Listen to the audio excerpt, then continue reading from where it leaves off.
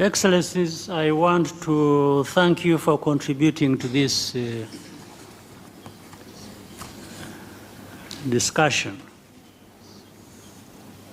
Allow me to also recognize our special guest, our sister from across the seas, Prime Minister Mia Mottley of Barbados, who has been working closely with us on joint Caribbean-Africa Health Cooperation.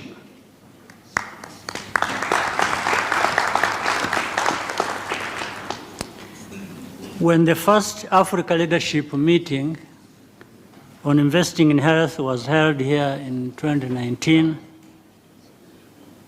donor support for health budgets was already under strain.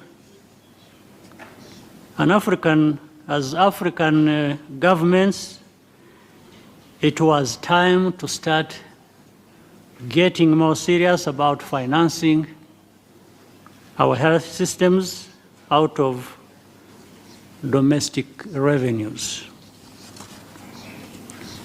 The work done over the past few years, led by Auda NEPAD and its partners, has provided us with tools to know how effective our health spending is.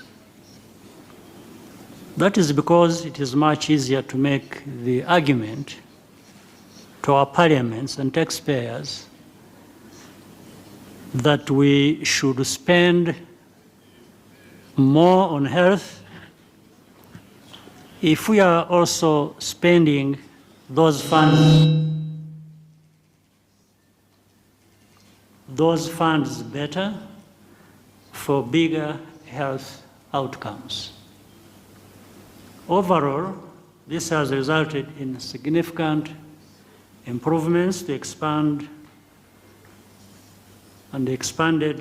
healthcare access through a well-trained medical workforce and the use of technology.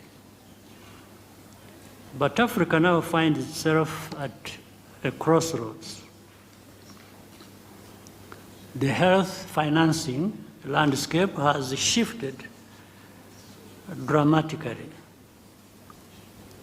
To attract grant funding for health, we will have to make a very strong case. And that means contributing more from our own resources and relentlessly focusing on value for money. We should not be daunted by this. The work to build our continent, including our health, cannot be outsourced to anyone else. Current events are therefore an invitation for us to take full ownership of our challenges and find alternative ways of addressing them. I would like to suggest 3 new approaches for the next chapter of our shared domestic health financing mission. First, our continental health bodies are just as much a part of our national health systems as our own hospitals and clinics. We must commit to contributing more to Africa, CDC, Auda NEPAD, and the African Medicines Agency. Strong and capable continental bodies save us money and save lives. And we saw this clearly during the COVID pandemic and more recently in the continental response to Mpox and Marburg. Second, we need to join forces with the growing community of African philanthropists and ensure that health will be a major target of their charitable giving. Partnering with African philanthropies is how the foundation from outside, such as the Gates Foundation, the Susan T. Buffett Foundation, and the MasterCard Foundation, which have contributed so much to Africa's health, can leave a legacy far in excess of the amount they have spent.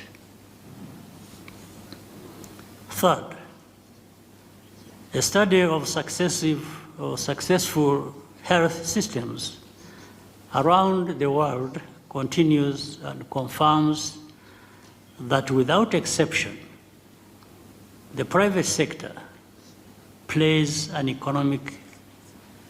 enormous role, both in the provision of care and in ensuring that workers benefit from high-quality insurance, complementing what the state is able to provide on its own. I propose that over the next year, we work together to define new mechanisms for concrete collaboration on healthcare among governments, business, and philanthropies, and draw more and more actors in these efforts. I ask that our African Union health bodies lead us in this work. Let me close by thanking all of you who have been a part of this journey since 2019, and especially those who will be part of the next effort going forward. I hope today we can brainstorm about what is possible and leave this room with a shared conviction that a significant upgrade in Africa's healthcare quality is possible, and that we are also part of a community that will ensure it gets done. Once again,